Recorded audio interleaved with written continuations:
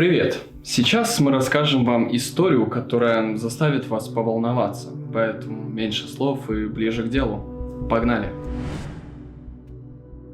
Мы погружаемся в прекрасное место, куда съезжаются множество туристов. Это Таиланд. Нас интересует конкретное место, а точнее пещера со сложнейшим и удивительным названием. Вот оно.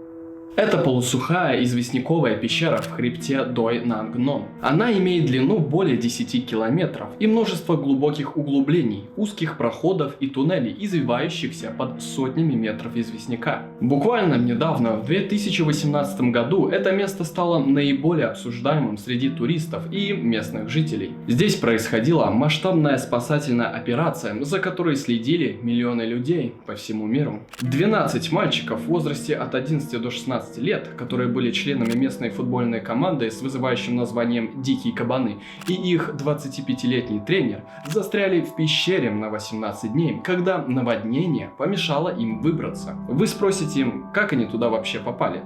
Все очень просто. 23 июня 2018 года команда отправилась на прогулку в данные пещеры. Поход был приурочен ко дню рождения одного из игроков команды. И, как вы уже догадались, это была роковой ошибкой, поскольку из-за сильнейших дождей вход в пещеру был заблокирован, а точнее затоплен водой.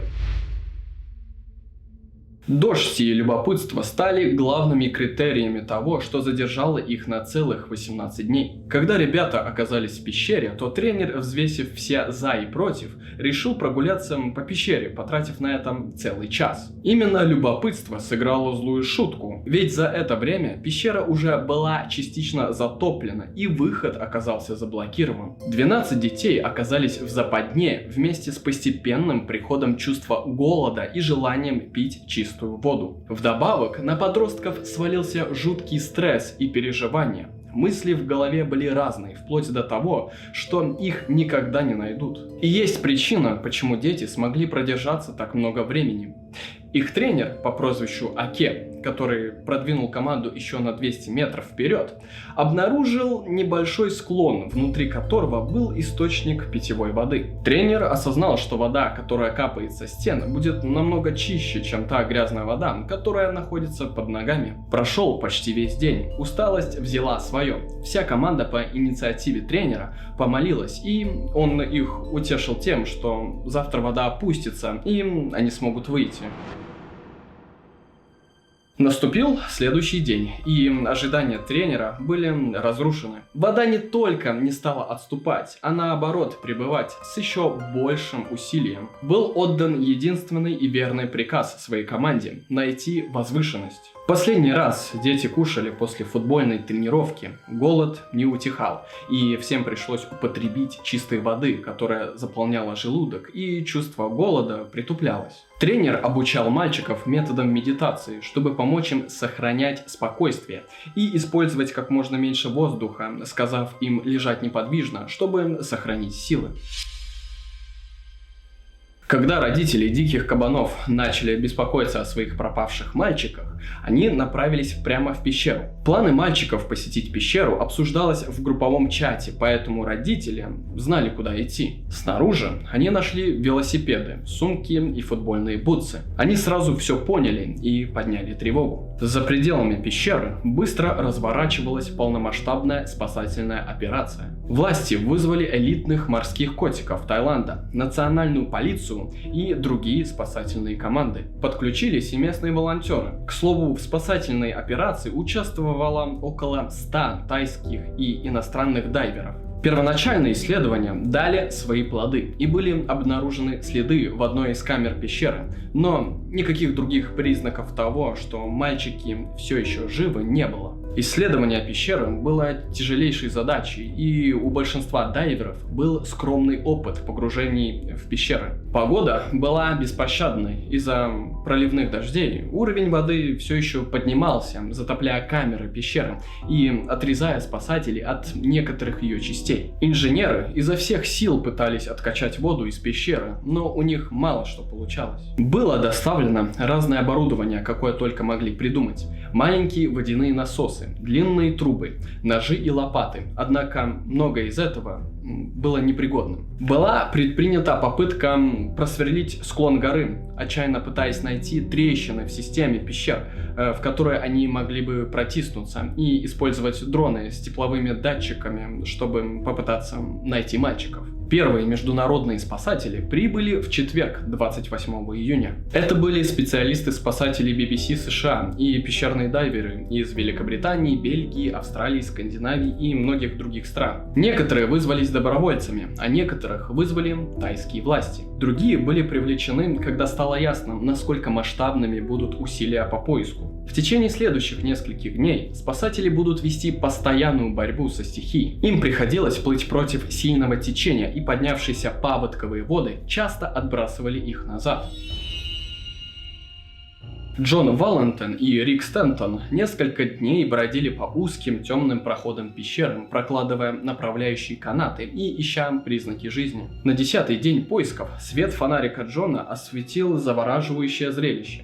Узкий уступ, на котором сгрудились 13 изможденных людей. Сидя рядом с Джоном, Рик не мог поверить своим глазам. Они все живы, потерянные мальчики были найдены. Двое водолазов провели какое-то время с мальчиками, пытаясь поднять их боевой дух. Затем они оставили им фонарики и пообещали вернуться позже с едой. Восторг был мгновенным и облетел всю планету. К мальчикам и их тренеру быстро присоединились военный медик и водолазы морских котиков, которые остались с ними до конца спасательной операции.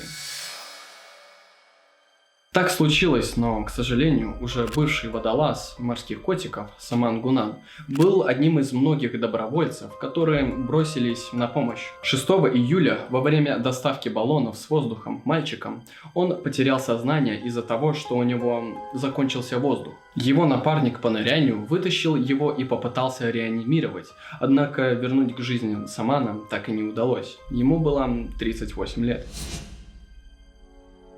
Был еще один повод для беспокойства, ведь несмотря на попытки пополнить запасы воздуха, уровень кислорода в камере упал до 15%, что ниже обычного. Спасатели определили 3 возможных варианта развития событий. Первый. Научить детей нырять через затопленные участки пещеры. Второй. Откачивать воду из пещеры и ожидать естественного снижения уровня воды. Это заняло бы 4 месяца. И третий вариант – это поиск или бурение альтернативных проходов в пещеру. Дайверы начали практиковаться с местными мальчиками в бассейне, выясняя, как безопасно перевозить ребенка под водой. Спасательная команда столкнулась с несколько сложными условиями, что даже простые задачи, как прокладка в пещере воздушных и телефонных линий, поначалу казались невыполнимыми из-за лабиринтной планировки пещеры. Наконец, поздно вечером 6 июля спасатели наладили подачу кислорода.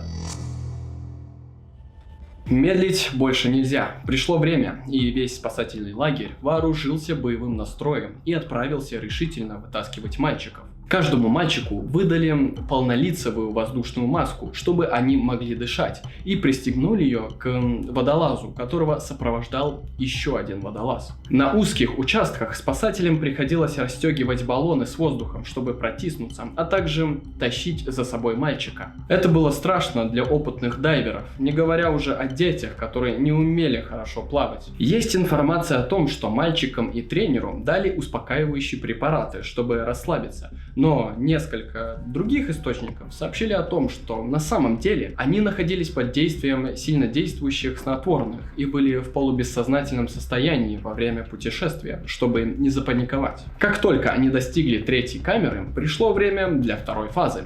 Это заняло еще несколько часов. Каждого мальчика уложили на носилки, их несла команда из 5 человек. В какой-то момент им пришлось положить носилки на плот и перетащить его через бассейн с водой высотой по подбородок. Спасателям пришлось поднимать мальчиков по крутому склону с помощью системы шкивов. В некоторых каменистых местах они образовывали живую цепь, передавая мальчиков из рук в руки, а в других насаживали их на трубы, откачивающие воду. Спасатели вывозили их 3 партиями за столько дней, сколько времени между ними требовалось для пополнения баллонов с воздухом. Один за другим дикие кабаны были выведены из тьмы пещеры. Им дали кислород, прежде чем их быстро увезли на машинах скорой помощи в больницу в городе Чанграй. Так был совершен невероятный подвиг. После почти 3 мучительных недель тайские пещерные мальчики и их тренер наконец-то выбрались наружу целыми и невредимыми. Вот такая вот история. Огромное спасибо, что досмотрели видео до конца. Обязательно подпишитесь на наши YouTube и Telegram каналы, поставьте лайк. И не забывайте, что любая тайна рано или поздно становится явной. Пока.